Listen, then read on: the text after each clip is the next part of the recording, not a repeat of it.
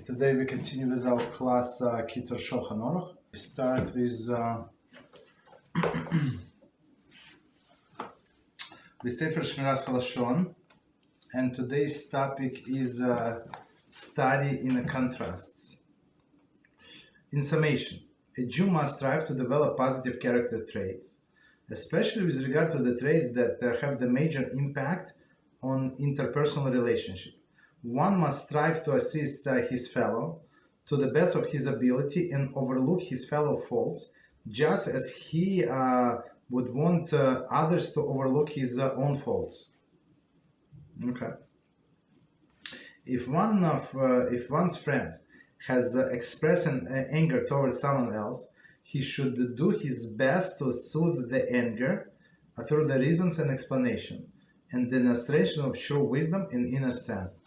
So just because our friend is angry with somebody does not mean that we have to join his side right away and be against and gang up against somebody else. No, the opposite. You have to try to calm your friend down. Maybe it's not so bad. Maybe just give him the benefit of the doubt. Maybe just leave him alone, even if that person is not right.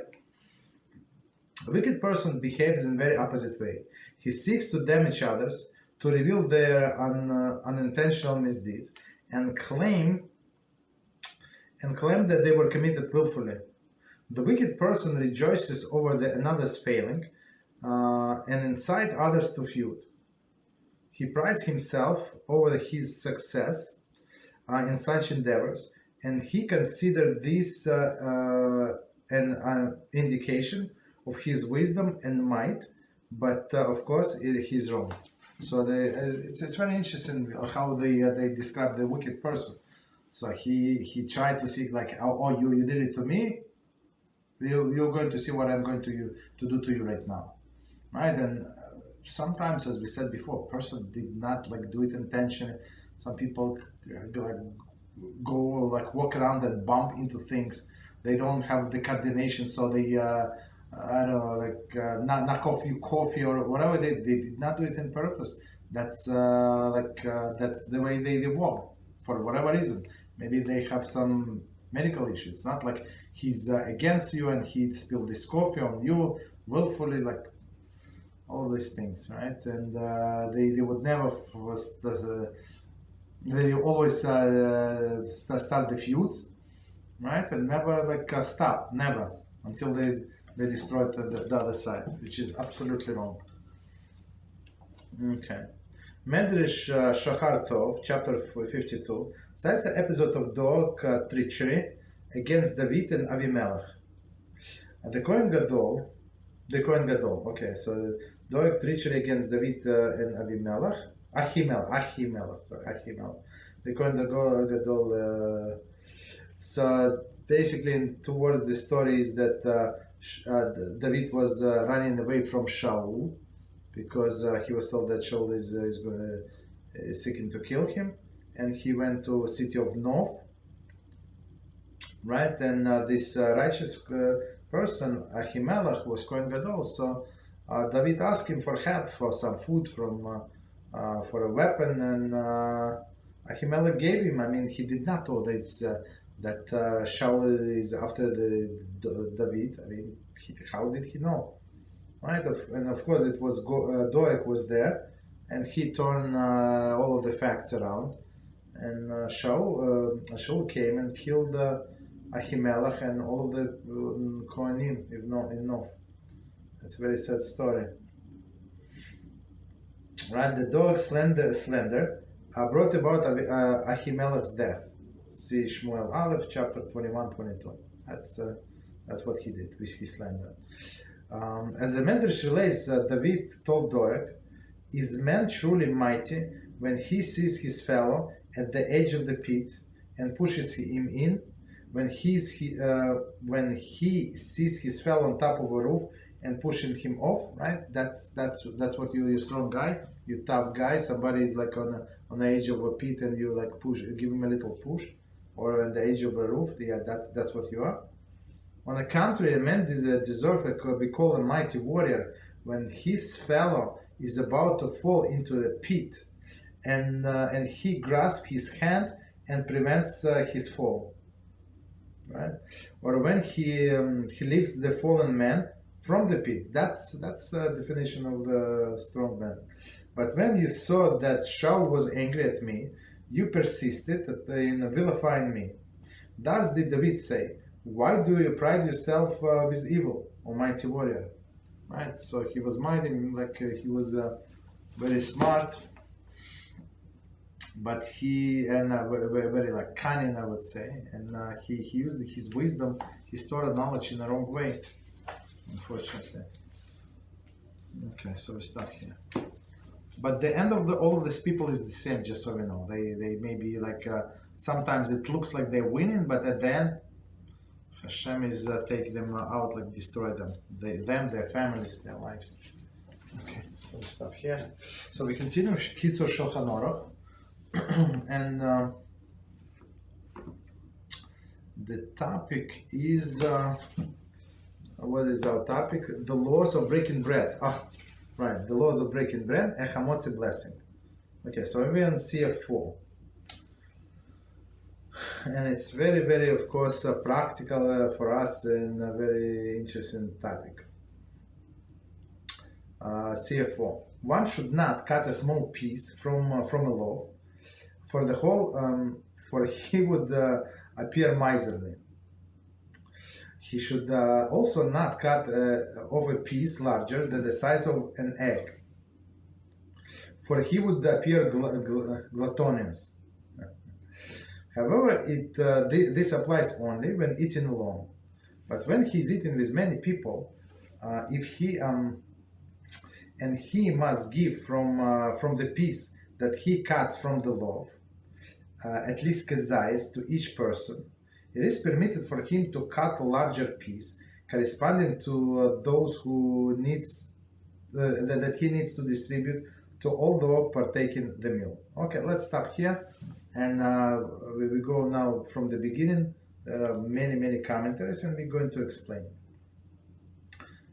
So we're talking about the person who is going to cut bread. So usually we said with the bread, it's proper that one person does the blessing, although it is not mandatory. So even in my house, we have guests over, let's say, right?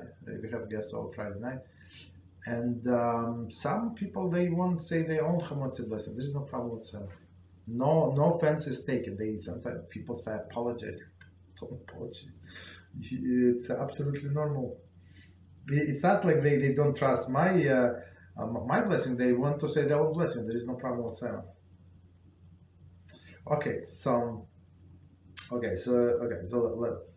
Let's start.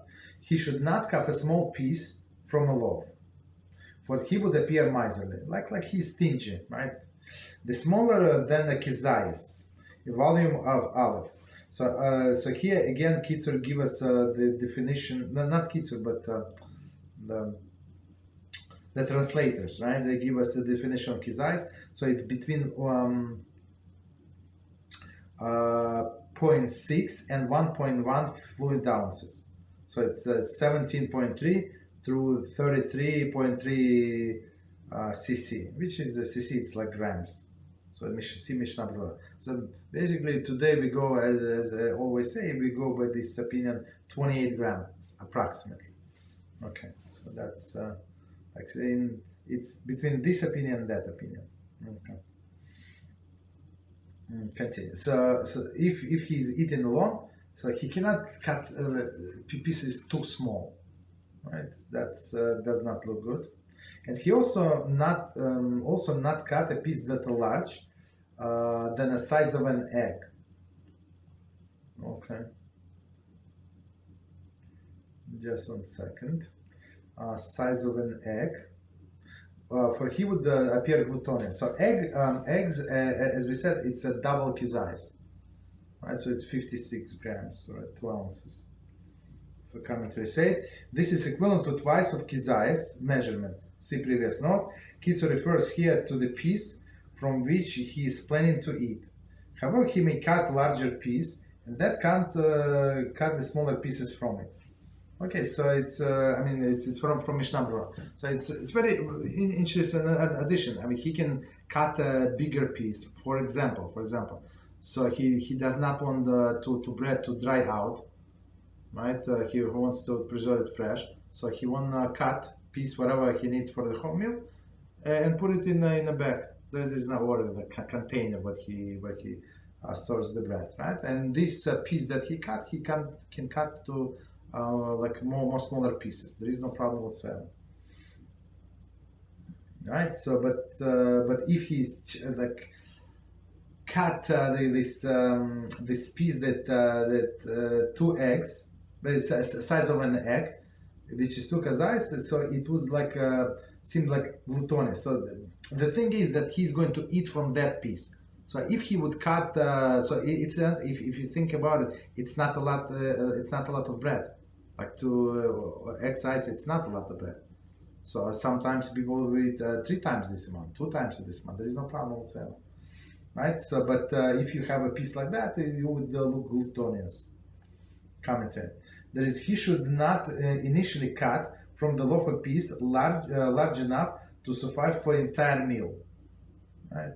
Rather, he should cut off the piece smaller than size of the egg, from which it is eat right away, and that cut off from the loaf as necessary the rest of the meal. So okay, so they give a beautiful explanation. So cut off initial piece, because you cannot start like cutting bread like in slices right now. You said the blessing, as we said many times. After you said the blessing, you must do the action. Action. What is the action? You must eat. Of course, you need that. You need this break of few seconds to cut off. For sure, you need to dip it in salt. For sure, like I don't know, 3 seconds, 4 seconds, 5, whatever seconds, and then you eat, and then you can cut. For example, you have guests. Then you can take your time. There is no problem. Of course, they should not speak in the meantime, and you can cut as much as you need to. Okay, but initial piece, don't make it more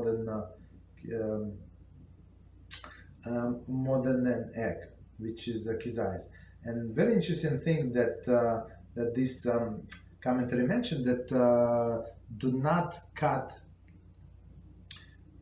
the piece that is sufficient for the entire meal. So technically, when we take this piece of an egg, right, which is two kizesim, it would cover all other foods that you're going to eat, right? So that's why, because it is sufficient. This size is sufficient for a meal, for a person to get satiated. And only rabbinically we said, rabbinically we said that even we did not get satiated, and we ate only half of the size, which is kazais, which is a little less than 1 ounce. So I said, okay, even in that case, we're going to say the Berchas Hamazon, but it's only rabbinically. Okay. So continue. So don't cut too small, and don't cut too large. Small because miserly, he'll look miserly, and the big too big size would seem gluttonous.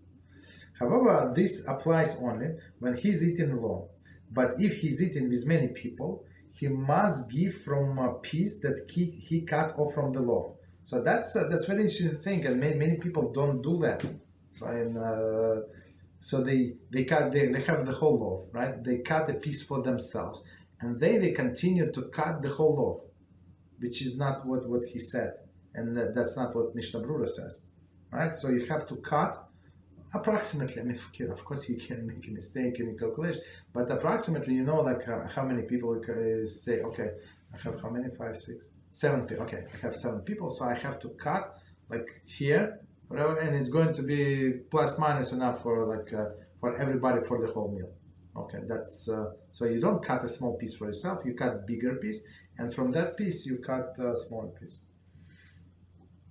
Right. So and how much you should give to every person? Okay, at least kazais. So as we said, kazais, it's 1 ounce. Of course, it depends on the bread. Maybe the bread that you need to put in toaster, very light, I guess. I'm not sure. Maybe it's the whole slice and 1.5 slice. I'm not sure how. But real good bread, like healthy bread, it would be like small piece. Okay. At least kazayis for each person. Commentary. He should not give less than kazayis, for that he does not appear miserly. Also, ideally, one should eat full kazayis right after reciting Hamotzi blessing. Okay. So 2 reasons. It's Mishnah Brura. So 2 reasons is given why to give each person around your table at least kazayis. Right. So first reason. So it like would not look cheap like kazayis. It's like small piece. Like if you give less than this, so it would not look good. Like you give your wife this. That's why I cook for you all of this. 3 hours I cook for you, and that's what you give me, a little piece of bread. That's who needs a husband like that? Okay, so or kids. I mean, especially teenagers, they eat a lot, so they like I don't know, they have this 16 years old. He comes to my house, and he eats maybe. God bless him. I mean, he has a good appetite. Maybe 3 times more as I am. I mean, to give him a small piece, it's like you normal. So you give him a good piece and a few good pieces. Baruch HaShem. Okay. So continue. It is permitted for him to cut larger piece. It is for larger piece corresponding to amount that he needed, and to distribute to all partaking in the meal. Commentary. So as we said, he cuts the big piece, and from that piece. He cuts for himself, of course, first piece for himself, and then to distribute to other people. Commentary. When one person recites Hamotzi blessing on behalf of many people, he should initially give each of them from the piece that he cuts from after reciting Hamotzi.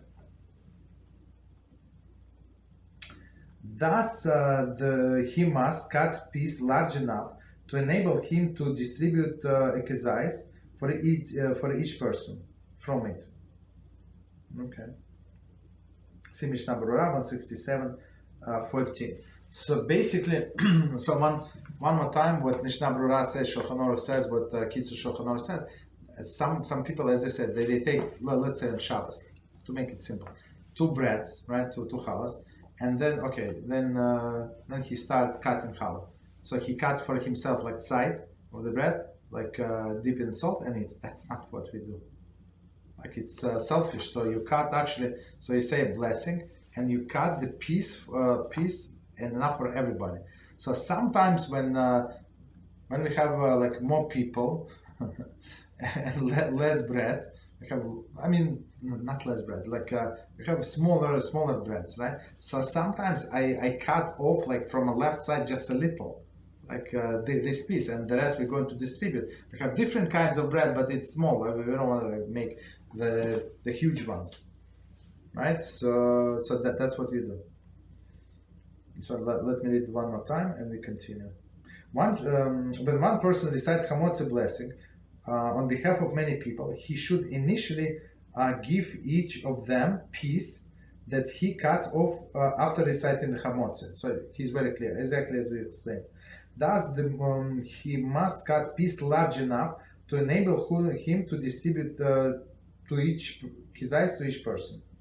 So I mean, after like few times, after one time, if you cut exactly the same bread every time, or like two different kinds, you already know how much is a kazayis. So it's not a big deal. You can calculate. Okay. So, but one more time, it's only in a case when they're going to go by your blessing. But if they're going to go by their own blessing, it's a different story, right? So, okay. So in some cases, for example, if you have some event setting, like a party setting, right? And you have like dinner roll. So of course, everybody, maybe it's your family, maybe your family included, but other people around the table, they can answer amen to your blessing, but they're going to make their own blessing if they want to. So of course, you're not obligated to cut anything. Or you have this dinner roll, that's an issue. Of course, you cut for them. For example, you're sitting with your family, and that's all you have. So you try to cut two breads at the same time. That's the trick. Okay. Continue. When cutting bread for Shabbos meal, even if he is eating alone, it is permitted for him to initially cut a piece large enough for his need for entire meal. Okay. So again, so if somebody does it, it is permitted on Shabbos. Right. This is permitted because it is honor for Shabbos, to show the love for the mitzvah of eating Shabbos meal, that he wishes to eat large amount during the meal. Okay. One more time. When cutting bread for Shabbos meal, even if he is eating alone, it is permitted for him to cut a piece large enough for his need for an entire meal. So here we said that do not cut, right? That's how we started. Do not cut this piece that would suffice for entire meal, right? For himself, which is kibetza, like egg size, right? So we don't 2 ounces. You cut less. You cut less, but more than 1 ounce. Okay, that would be like normal. But because of the Shabbos, because it's a mitzvah to eat on Shabbos, on Monday, Tuesday, and all other days, as we discussed yesterday, when the question was asked, are you allowed to eat meat on Shabbos? So I'm not going on the weekday, so I'm not going to repeat what we said. But technically, you can fast the whole week. There is no problem. But you're not allowed to fast on Shabbos or Yom Tov or Rosh Chodesh. That's the thing, right? So, but on Shabbos, you want to show how dear this mitzvah is. So you can cut a bigger piece, and in this case, what Kitzur is trying to say, you're not going to appear gluttonous. Like, that's normal. But just want to point out to all other people, like who is eating with you, you're not obligated to cut for the whole meal. You give them only like kizais, minimum requirement. And as commentaries say, and I'm not sure, I think I did not point out, so it's proper to eat it right away. So you for example, I'm in somebody's house, and he said the blessing, he passed around the challah and or bread, that doesn't matter what is it. So I take this piece, right, dip in salt, and I eat without stopping. So that's proper to eat this kizais, initial kizais, without stopping. Continue. This is permitted because it's honor of Shabbos, so meaning this big piece, to show his love for a mitzvah of eating Shabbos meal, that he wishes to eat a large amount during the meal. So people like to eat, Baruch HaShem. Okay, so it's one of, as we explained, it's one of the enjoyment of Shabbos to eat. There's no problem to eat. It's mitzvah. If you do lakot Shabbos, lakot mitzvah, because Hashem said so, not because you have a big stomach and you have all of the desires for food. There is a big reward for a person like that. When during the week it is proper to eat the piece that he cuts off after reciting Hamotzi blessing, before eating other bread. This is done as to show the love for a mitzvah, since the blessing was recited upon this piece. Okay, it is proper to take care not to give any of Hamotzi piece to idolater, or an animal or a bird. Okay, so let's it's very interesting piece. So let's do it again with commentaries. And it says, even during the week, it is proper to eat the piece that he cuts off after reciting the blessing before eating other bread. So why does it say so? I mean, it is proper to say the blessing, as we were learning in our class, Halachas or Brachas, on some item that is complete. So, and we said maybe this complete item would be even inferior quality, maybe it's a little stale, it's not as fresh as other breads, but they're complete, they're not complete, they're cut, right? But more fresher, maybe better, right? So of course you you saying blessing on the whole piece, but you want to eat from other breads. So, but let's say it's proper to eat the piece that he cuts off, right, on which Hamotzi is recited. So it's special blessing before eating other breads. This is done to show love for the mitzvah. So you say blessing, that's Hamotzi, and you eat it. Since the blessing was recited upon this piece. 24. Commentary. It is an expression of love for the mitzvah of the Hamotzi blessing to eat a piece of Hamotzi. There is the piece that he cut after reciting the blessing with an appetite. So this initial piece. So the mitzvah was done for that piece, and you want to say the blessing. So what does it mean for us? So it's again going to that halacha that you have to cut for all of them, right? And then distribute this piece that you cut off, right, as a hamotzi, and distribute from that piece to everyone. He should therefore eat that piece before any other. Okay, Rama. Okay, so I mean that's what we said in Shulchan Aruch, no problem. Mishnah Brura 167-97 cites Shlach, who states that one should also leave over a bit of hamotzi piece to eat after he finished the rest of the food, his food, so that the taste of hamotzi piece will remain in his mouth.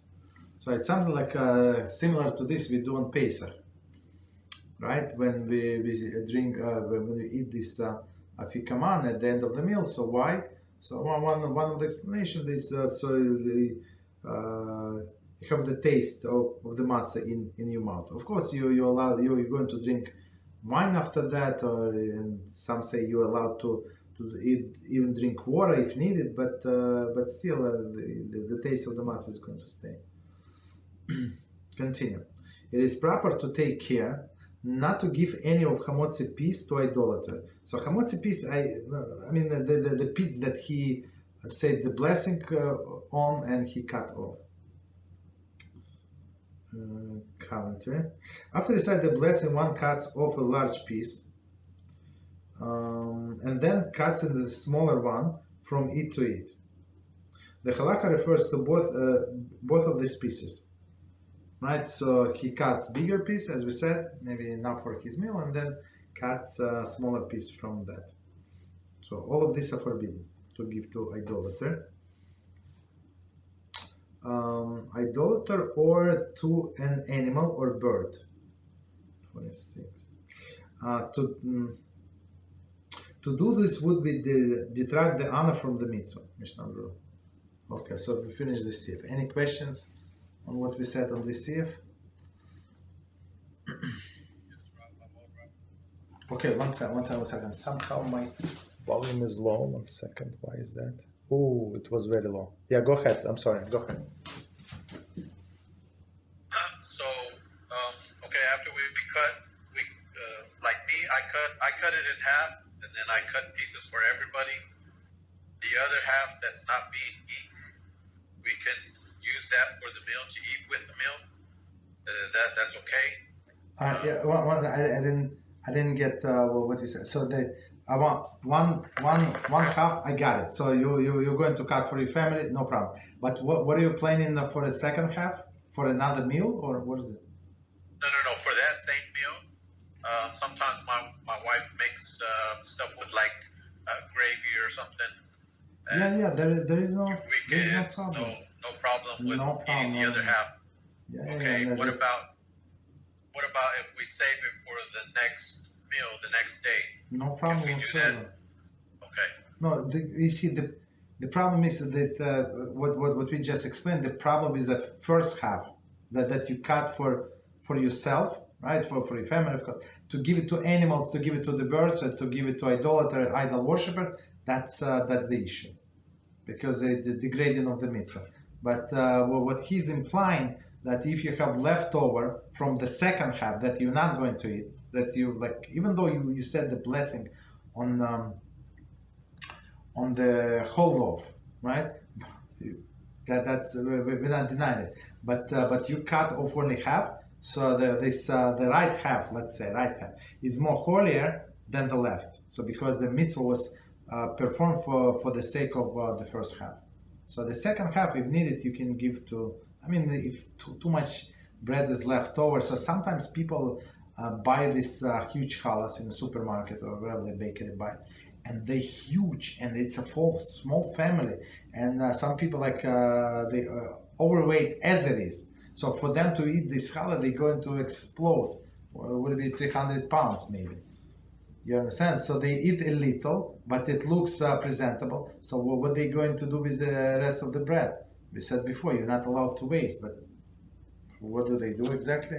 What is forbidden to do? You understand? That's the issue. Okay.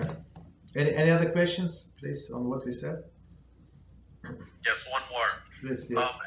As far as okay, when I cut the pieces, do I have to dip it in the salt for everybody, or they do it themselves? Okay, what I do, so I cut a piece for myself, then I do slices for everybody, and then I pick up, because I mean they still together. I dip in the salt and just put in a plate and pass around the table. So it's not. I'm not sure if we're going to say that, but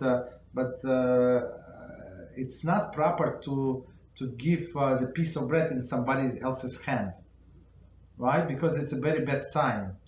Usually when somebody is a mourner, when he lost, God forbid, his seven close relatives, his parents, his siblings, his children, Rahman al-Islam, or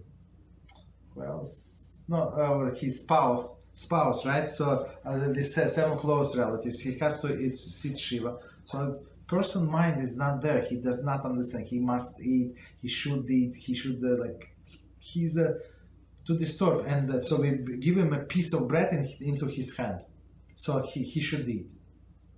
Do you understand? So when you cut the bread, so all other food you can give to other people. There is no problem.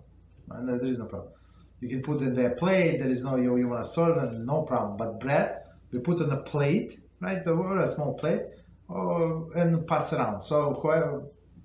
And everybody can take whatever they want. I gave them plate. I put down the plate. The person closest to me, they take the plate, and we spread all around the table, no problem. Or two plates when many people. You understand? But don't give it to somebody's hands. Any other questions? Okay, no problem. So I mean, we're going to go to the next Sefer, so I think, of course, we're going to get more questions. So, Sefer number 5. Before reciting the blessing, he should place both hands on the bread. For the two hands have 10 fingers, corresponding to 10 mitzvahs involved in production of bread. So, doesn't matter, even if you, of course, if you have on Shabbos, you have two challahs, two pitas, two whatever you have, two matzahs, whatever you have. So you put one on top of the other, like you hold like this. But even if you have one bread on a regular day, even if it's not complete, does not matter. So you still hold it with two hands with the 10 fingers, right? Doesn't matter when. And even if you have, you have sliced bread, you have one piece, so you still hold it with all 10 fingers, even one slice. Why is that? So it's because of the 10 mitzvahs involve the production of bread. What is it? Number 1, you shall not plow with an ox and donkey together. It says where it says Dvarim 22:10. Commentary. Okay, see below. Number 2. So number 1, you cannot plow with ox and donkey together. But just to explain this mitzvah, it's not only about this. This specific animal. Even though for this specific animal there is explanation, logical, one is bigger, one is smaller, so they pull the same plow, but it goes actually on all of the mixed animals. So we try to horse with horse, donkey with donkey, all of this we don't mix. Okay. Number 2, forbidden mixtures.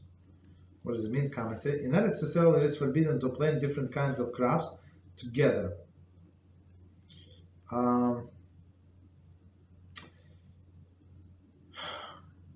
Vayikra 19:19. See Siman 174:3 for laws outside of Eretz Israel. I think they're talking about mix species. It does not say here, but I think it's in a vineyard. So if you have a vineyard, you're not allowed to plant vegetables there.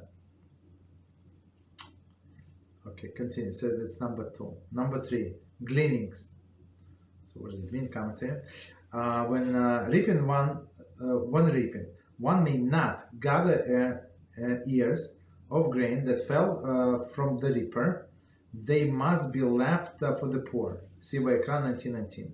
Generally, this law, as well as those that follow, with exception of challah, see introduction, are in effect only in Eretz Israel. Okay. So one more time, let me read this. Generally, this law, as well as those that follow, exception of challah, only in effect in Eretz Israel. So what does it mean? So let's try to understand. So this prohibition of gleaning, what is gleaning? So if you reap in your harvest and you have one ear of the wheat fall on the floor, one or two, so you're not allowed to pick them up, right? So you have to leave it. It's HaShem, one of the gifts that HaShem promised to poor people. That for example, you reap in the field, they go behind you, and they're allowed to take this one of two ears of grain, but you're not allowed to take. If you take them, you're stealing from them. One or two. If three, you're allowed to pick it up. Okay, so that's the thing. So they say actually this and the rest is only applied to Eretz Israel. So that's why we must know exactly when the boundaries of Eretz Israel, especially before the state of Israel, when Jews were living in all of these countries, right? And only after establishing they were kicked out from all of the Arab countries. From Syria, it was a big community in Syria, in Lebanon, in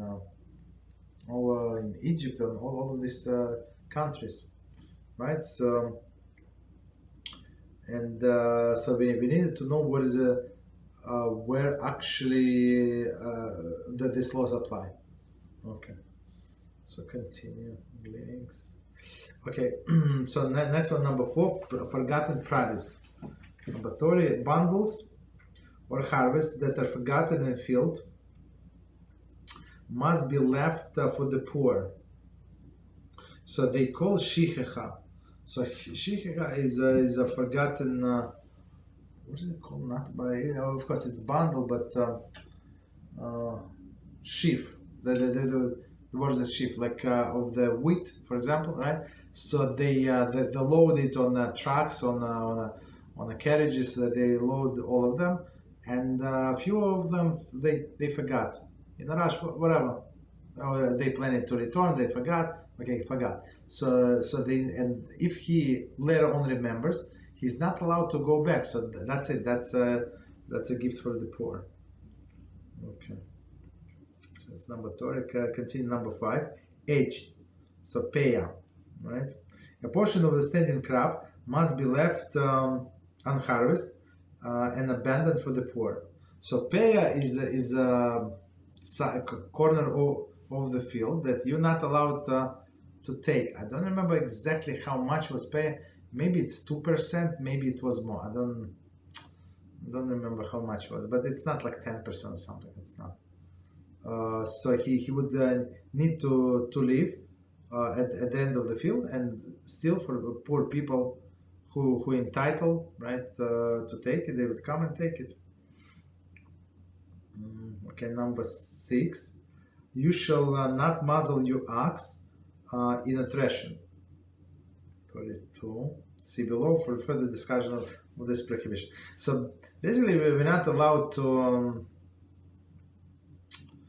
make the animal suffer. So if your ox is in threshing, so it's a lot of wheat, a lot of grains around, and you put the muzzle on its mouth that it's not going to eat. So it's like a very cruel. So give him to eat. I mean, how much he's going to eat? You have all of this harvest, you're going to make the animal suffer. So it's a separate prohibition. Mitzvah, right? So number 6. Number 7, truma. So the truma is what we give to Kohen. Talmud says, ask how much we give to a Kohen. So it says 1/40th, or 1/50th, or 1/60th. So it depends if a person is greedy or not so greedy, or in the middle. So it's approximately, if you go by the middle opinion, so it's like 2%. So Kohen comes and you give him 2% of your produce. Okay, so of course when you gather everything together and you have a heap and you smooth out the heap and you say, okay, so what is 2%? You take 2%. Okay, this is called truma. So so a regular Jew is not allowed to eat this. It's forbidden. It's like not kosher food. Only Kohen can eat this truma. Continue. Number 8. The first tithe. Mussar 24. So this is so mussar is something that we would give to Leib. So Mr. Cohen comes and he takes 2%. Then Mr. Leib comes and he takes 10%. And from this 10%, he gives 10% to Mr. Cohen. So that was their like salary, in some sense, that HaShem promised them. So it's first tithe, and number 9, second tithe. So second tithe is Maser Sheini, is something that it depends on a year. In some years, so in a year of 3rd and 6th, so all of the years, we have to remember, so all of the years are divided by sabbatical year, Shemitah year, meaning in 7th. So it says, first year of this sabbatical year's cycle, right? Shemitah cycle, and until the 7th. 7th Shemitah year, we will not work the land. It's not count. So you're not obligated to give anything to the poor. Why? Because everything is belong to everybody. So this poor person can come to your field and take whatever he wants, or to your orchard, or to your garden. He's not obligated to ask. It's hefker. Everybody can take, right? So in a 3rd and 6th year, you have to give it to a poor people. 3rd and 6th year of the 7-year cycle, and what is it? 1st, 2nd, 4th, and 5th. You have to take again this 10%. Maser Sheni, you have to take to Yerushalayim and eat it there. Of course, they say if the road is too long and it's going to spoil, or it's too heavy, to this, to that. I mean, of course, especially in olden days when you have to walk or you transport an animal and it's very hot, there is no shade. It would be very hard, strenuous for the people to do this. So Torah said you can sell it and take the money. So the holiness of this Maser Sheni transfers to the money. I think you have to add 1/5, if I remember correctly, and take this money to Jerusalem and Jerusalem, and you have to spend it on food and drink, but only on food and drink. You cannot spend it on lodging or some other things, or the bathhouse or whatever you want to do. No, you're not allowed. Only to the food and drink. Of course, you can invite other people, right? You can invite all your friends and go the whole family to Yerushalayim and eat it and drink. There is no problem. Okay. So number 10, challah. So what is the challah? Portion of the dough set aside for a kohanim. So today, so sometimes people have this confusion. So challah is a piece of dough that we separate give to kohanim, and challah also become the standard name for the bread that we use on Shabbos, which like with a special design. Okay, but here the challah is a mitzvah, is the separation piece from the dough. Give it to the kohen. So here we enumerated all 10 mitzvahs that correspond to the bread, right? To make it kosher, right? because if there is a truma, if the guy did not separate truma, so we're not allowed to eat it, or mussar sheni, he did not separate it, we're not allowed to eat it. That's the issue. Okay. Therefore, there are 10 words in a Hamotzi blessing. 10 words. So 10 mitzvahs, 10 fingers, 10 words in a blessing, and 10 words in a verse that speaks of HaShem providing nourishment, where it says in the Tehillim 145:15. So 145 is Asher Yoshvei, right? As we said at Mincha. And in Mincha, in the morning, we say twice. The eyes, so translation of this psalm, the eyes of all look to you with hope, and you give them their food in proper time. Okay. Proper time. So continue. The 10 words in this verse describe the produce of the land of Israel, as it says Dvarim 8:8. A land of wheat, barley, grape, figs, and pomegranate, the land of olive oils and honey, date honey. 28 commentary. The full verse reads, the land of wheat, barley, grape, fig, pomegranate, the land of oil, olives and date honey. Okay, same thing. Continue. The 10 words in a verse that refers to the blessing of the land.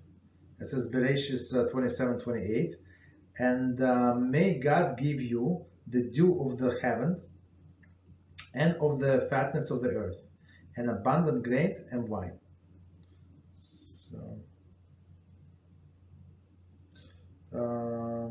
So let me read. Here's the full verse. Reads, and may God gives you the dew of the heavens and the fatness of the earth and abundance of grain and wine. For in-depth explanation of the correlation between the 10 fingers and 10 mitzvahs of bread, see above verses. Okay, we're not going to go there, but okay, no problem. It was 39. So you see that we have 10 mitzvahs and 10 verses where HaShem in the Torah, in the written Torah, in Tehillim, where when HaShem promises good land and good harvest. Continue. Bread, meaning bread. When one recites the name of HaShem in blessing, he should leave the bread. On Shabbos, when one recites the blessing upon 2 loaves, he should leave 2 of them. So it's very important. Actually, almost always when we say the name of HaShem, Baruch Atah HaShem, we leave the bread. And same when we do Kiddush, for example, right? We say Baruch Atah HaShem, you leave the cup. Not only, it's almost always we say. I mean, we lift. So, okay, continue. One should recite the blessing with concentration and be meticulous in pronounce well. The letter Hey in the word Hamotzi. Okay. Hamotzi. Okay. And he should pause slightly between reciting lechem and the word min, as to not to swallow mems. Okay, 41. So let's see. So hamotzi lechem. What is the problem? Because the word lechem, right? It ends with a mem. Right, and the next word min starts with a mem. So sometimes a person put two words together, which is not proper. So the right way is to say recite the word lechem, min. So like half a second pause, but it should be separate. The commentary. The last letter of the word lechem, bread, and the first letter of the word min, from, and both mem pronounced like an English M. Okay, if one were to recite the words without any pause, one of the mems would not be pronounced. and the word would sound like lechamim, right? Which is not right. After reciting the blessing, one should immediately eat, but it is forbidden to make an interruption between the recitation of the blessing and eating of the bread, even to respond amen to any blessing. So okay, so you're doing you recite the blessing on the food, right? And the bread or any other food, somebody said the blessing, you're not allowed to answer that. You have to eat from the food first. So it's so if it's your family, so just make sure not to start saying blessing, and unless you see that everybody is around the table, they are ready. Or whoever is going to eat. Maybe some kids do not want to eat. I mean, don't fight with them, right? So they don't want to eat. They don't want to eat, right? But all others ready, so you can. So you would not need to answer amen to anybody. So continue. There is until he chews and swallows at least some of the bread. Mishnah Berurah 167:35.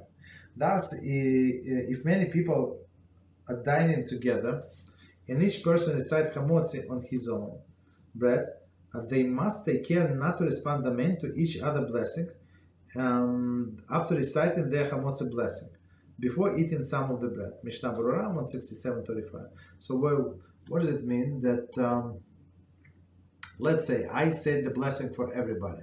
I cut the bread. No, it's not good. No. Okay,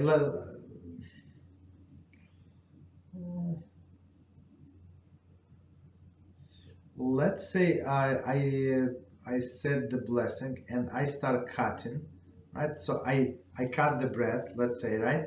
And I want to dip it in salt, and somebody sitting right next to me take another piece and start eating. So it's not proper. It's you cannot do that. They have to let me eat and swallow at least something, like a few crumbs, right? Or at least I think the more lenient opinion to at least saliva, some like taste of the bread, something. But otherwise, it's not so simple that they are blessed that they can eat the bread. Maybe they have to say their own blessing. So let's see. There is until he chooses swallows at least some of the bread. Thus, if many people are eating together, okay. So if many people are eating together, right? So and now they start eating, making the blessing. So you have to be careful not to respond until you swallow some of the bread. Do not respond.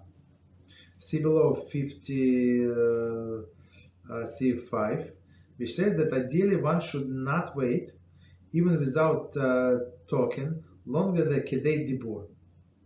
Amount of the time of the utterance approximately 1 to 2 seconds. After recite Hamotzi, before partaking of the bread. Of course, I mean, we said, of course it's proper, but it's not so easily done. Like you have to cut the bread, you have to dip it in salt. So I think it would take more than 2 seconds. I think. Okay. Continue. One should eat kazais of bread without interruption. 43. So as we said before, it's very proper.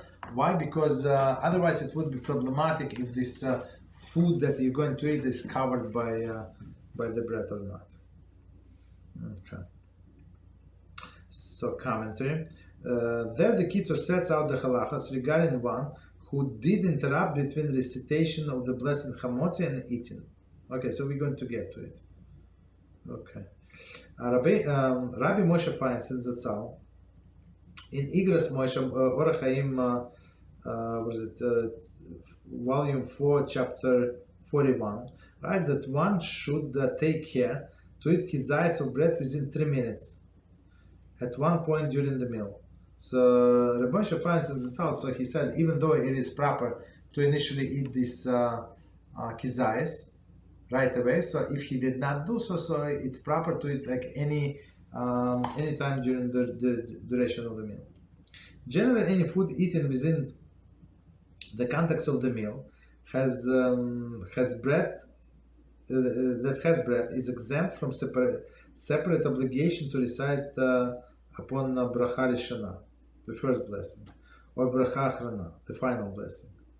However, these foods are exempt only if the bread was eaten during this time span.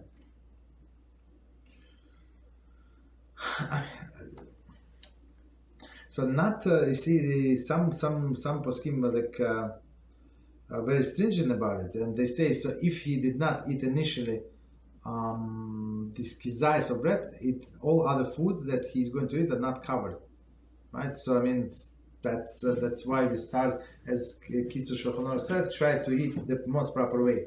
Try to eat this kizais, this 28 grams, like 1 ounce. And then continue with all of the food. As we said, it's not a lot. They give you 3 minutes. It's not a lot. Okay. Any questions on what we said?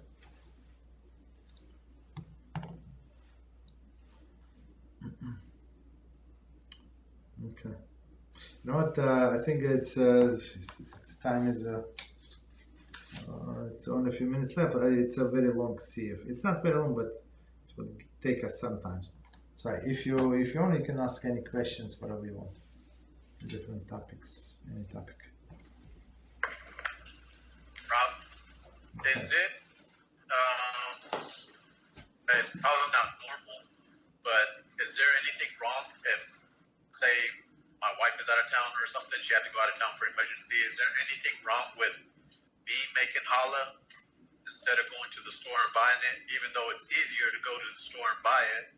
Is there anything wrong with a man making challah bread? No, why would it be wrong? No.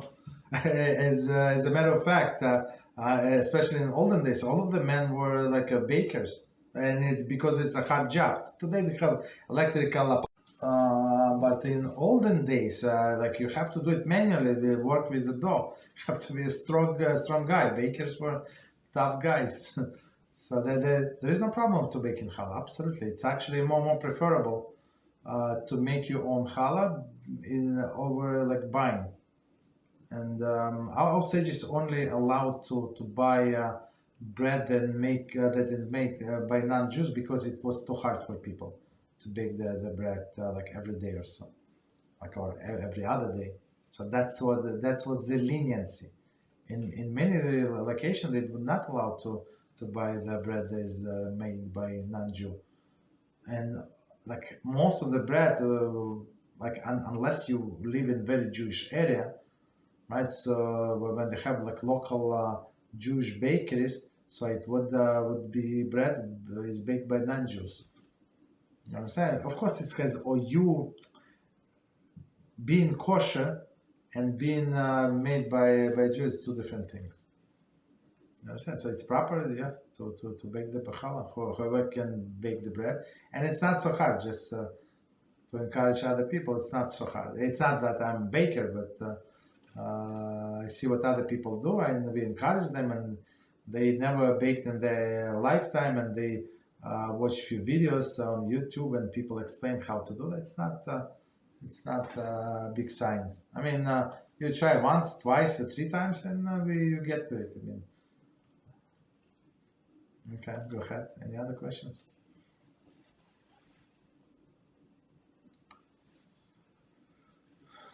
All right, so if no questions, we can stop here. So good night until tomorrow. Tomorrow we're going to do halachas of brachas. HaShem. Thank you very much. Good night.